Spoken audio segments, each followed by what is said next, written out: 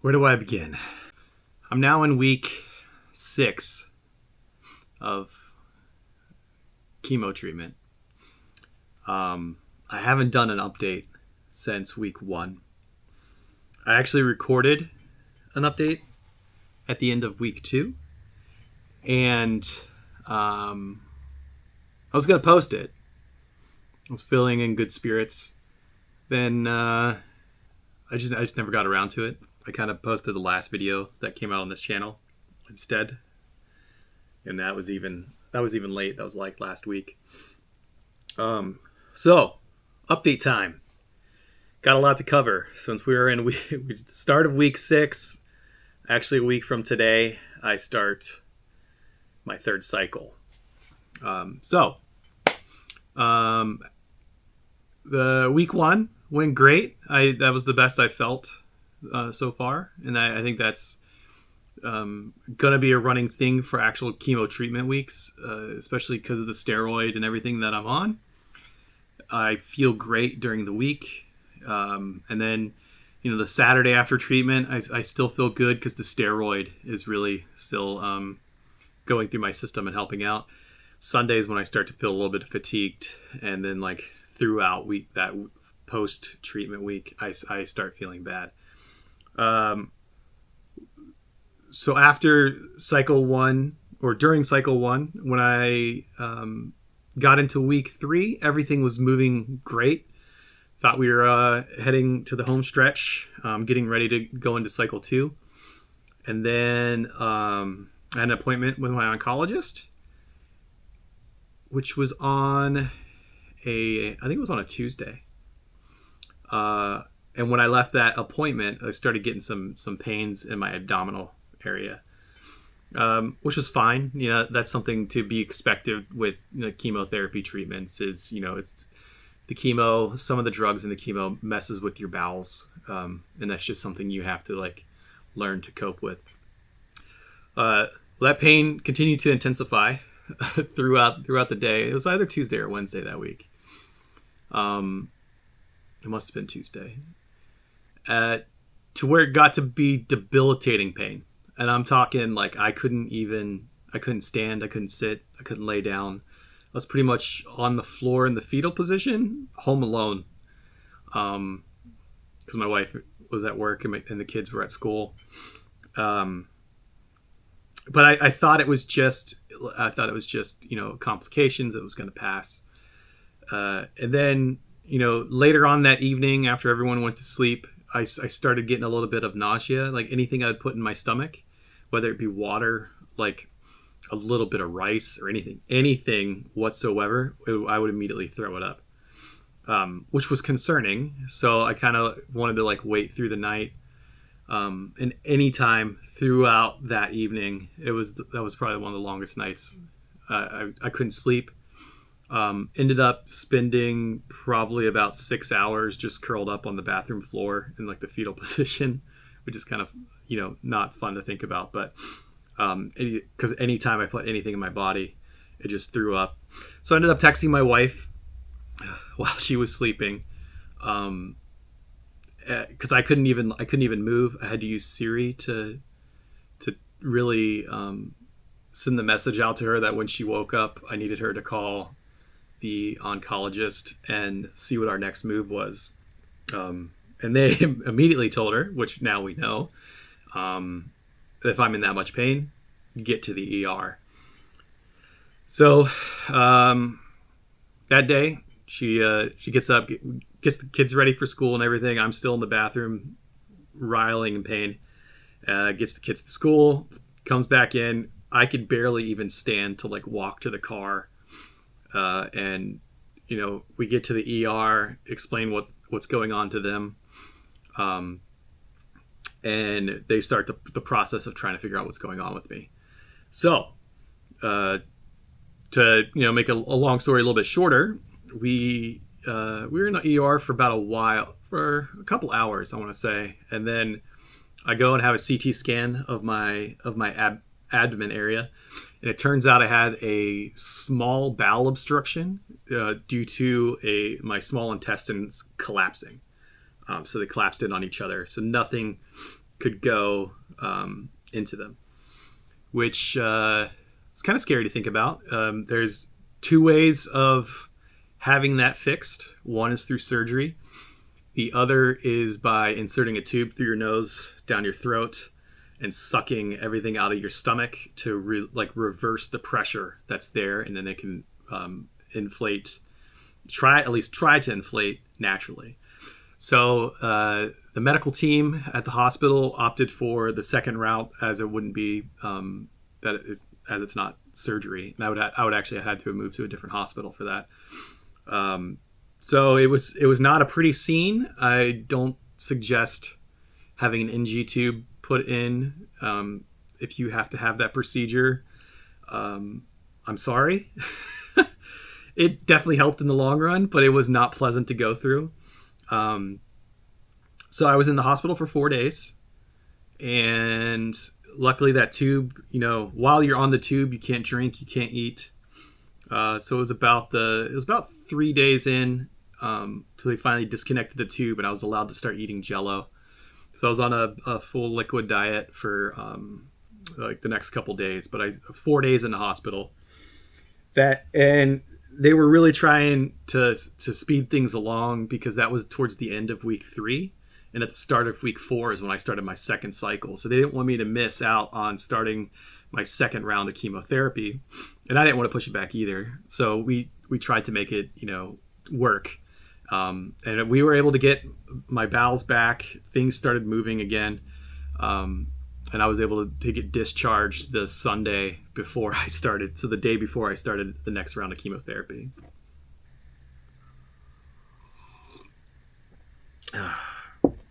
So that takes us into cycle 2.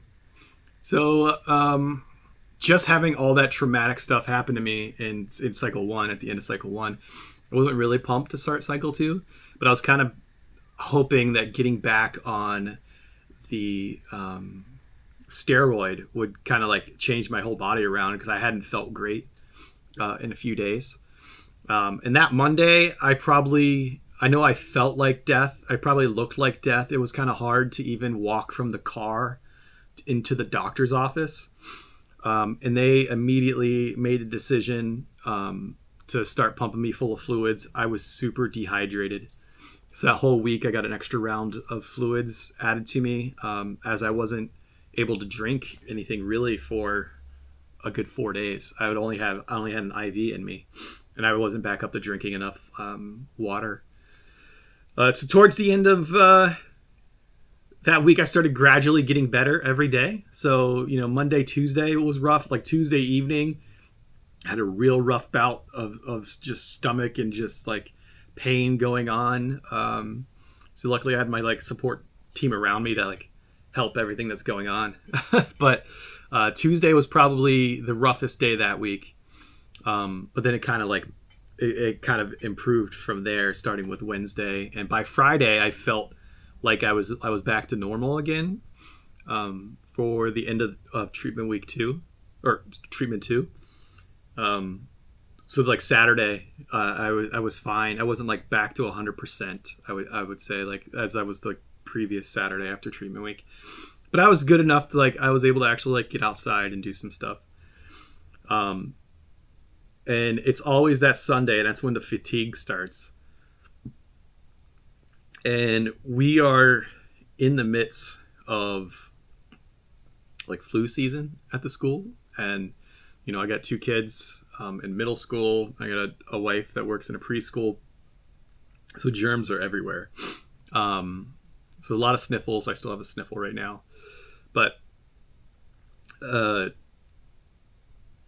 part of a side effect from chemotherapy is you can feel like you're getting sick without getting sick. So you kind of get all the symptoms that you normally get if you had a cold. So the weirdness in your belly, your sore throat and all that. You just feel bad, and that's what that's how I felt kind of the beginning of this week, early on. And it kind of mirrored what happened on week 2 of the first cycle, right? So I kind of didn't think anything was off. But as the week started going on, I started noticing I didn't have energy. Like, I couldn't even get up from the chair and walk to the bathroom without losing breath, which is not like me. And, you know, let alone if I tried to go upstairs. So I've kind of been living on the main floor of our house. But it was like, it was tough. And, you know, looking back now, I understand why. Apparently I had picked up some kind of little cold or something, and my body can't fight off diseases like it normally could. My white blood cell count's down low, but we didn't really realize anything was going on until about Friday. That's how normal it seemed from like the second week of cycle 1. It was like it took that long. You know, I was eating and I was drinking fluids, so like it wasn't like the bowel obstruction issue I had. But Friday, I kind of started having like flu symptoms really bad, like hot flashes. I was sweating like crazy. And then cold flashes. I think I was underneath like 3 blankets for like over a half an hour just shivering, and I couldn't stop. So we started monitoring my temperature, and it was then we started noticing that I had an elevated temperature, and it would jump around like 99 degrees, which doesn't seem like a lot, up to like 100.8. And I had been advised that if I hit 100.4, that's when I have to go to the ER. So we monitored for the whole entire evening, my wife and I, because we just didn't really know. Like, we thought it had to be like set in stone. Like, I'm over 100.4, that's the time to go. It was about 8 o'clock at night, and I finally called the oncologist number, spoke to an on-call doctor, and they advised me to go back to the ER. So, of course, we did. About 9 o'clock Friday night, go back to the ER, explain everything that's going on to them. They get me checked in, and then I pass out. Just in a triage area, they're just checking my vitals, getting everything ready to go. And my heart rate was at like 130 when I like sat down in the chair for some reason. I don't know what was going on. And I just told a nurse, I was like, I'm getting dizzy and lightheaded. And before I know it, there's just all these people around me like staring at me. So needless to say, I was admitted back into the hospital Friday night for some kind of infection or illness. They didn't really know. I had some clogginess in my chest. So that was kind of a concern. They wanted to make sure it wasn't pneumonia or anything like that. So back into the CT scans, starting to get very familiar with the doctors at my hospital. But it turned out it's just a minor, probably cold. They couldn't really pinpoint what it was, but they started pumping me full of antibiotics on Friday. And I was able to come home on Saturday this week, or this past weekend. So Saturday afternoon. Actually, was it Sunday? It was yesterday. Yeah. Sunday afternoon, I was able to come home. So I had to stay a complete 48 hours in the hospital. But once I started getting those antibiotics pumped into me, my wife and I both noticed a huge change in like my overall response and just how I looked and how I felt. Like, me talking to the camera right now, like, this is normal. This is not how I was last week. I was so far out of it, and we just thought it was a side effect from the chemotherapy and not that I was actually sick with something that needed antibiotics to treat. Now, like, looking back, like, there were days where I was working and I don't even remember what's going on, like talking to people, and it's very scary to think about. So, you know, going forward, we now know like what to look forward in those kind of things. But yeah, very scary. So now, this is Monday, week 3. I'm feeling great. I'm not back to 100%. I was feeling up to making this video, so that's a positive. I'm still a little weak. I'm actually going to put the onus on myself to to get out and try to start walking a little bit more. I've not been as active as I probably should be. So, and that for me is probably just walking around the property here, or, you know, down the sidewalk a little ways and back, because I don't really have that much energy. But, you know, I do have some. I just don't want to let it go to waste. I want to build back up my endurance and my muscles. So hopefully this week trends upward, and we can start cycle 3 on Monday. And then we have our PET scan on November 3rd, which is where we get to see if any of the tumors have shrunk. Another elephant in the room, if you can't already tell, because there's no beard. I've completely lost all my hair and beard. That kind of happened after the first hospital stay. Before going into the hospital, I started noticing I was losing hair, so I shaved my head down even like lower. But while I was in there that first time, just like laying on the hospital bed and like just touching my hair, and like a ton of it was falling out.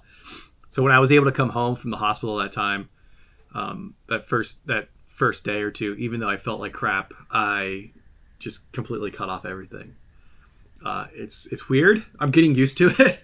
I haven't seen myself without a beard in some time, and me bald is kind of weird. At least everyone says I have a nice looking head. So I don't know. Take that for what it's worth.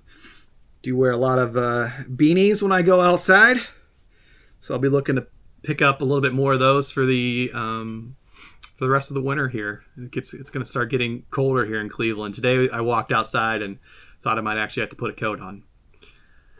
But yeah, that's it. That's this update. It's a lot longer. I'm sorry. But this is really, you know, 4 weeks worth of updates into one video. And we'll just see. I don't know if I'm going to do them as often. I thought I was going to do weekly. I don't think I'm going to do that. This kind of is a better approach. Maybe once a cycle. That might make it better. So on the woodworking front, I did acquire some new tools. We'll have to wait. I'm going to do a video on those. I'm kind of excited. They're wood turning tools. Let's put it that way. And I wasn't really expecting to find things like this, but it's going to be pretty cool. Maybe we'll try to like finish this bowl or something with it, like one of the bowls we already have, to try with those new tools.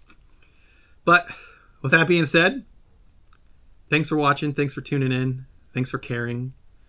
If you're not already, please like, subscribe, leave a comment, share this video out with somebody that might be going through the same thing.